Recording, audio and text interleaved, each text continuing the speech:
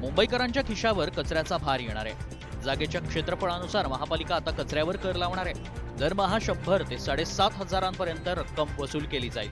आतापर्यंत पालिका सोसायट्या, चाळी, बहुमजली इमारती, हॉटेलकडून कचरा घेऊन त्याची विनाशुल्क विल्हेवाट लावत होती।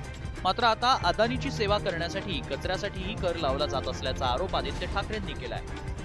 गेल्या 2.5 वर्षामध्ये एशनशी सरकारने त्यांच्या राजवटीने मुंबईची जी लूट केलेली आहे, सगळे लाडके कॉन्ट्रॅक्टर्स यांना पैसे मिळालेले आहेत आणि मुंबईकरांचे पैसे यांनी चोरून त्या कॉन्ट्रॅक्टर्सच्या खिशात टाकलेले।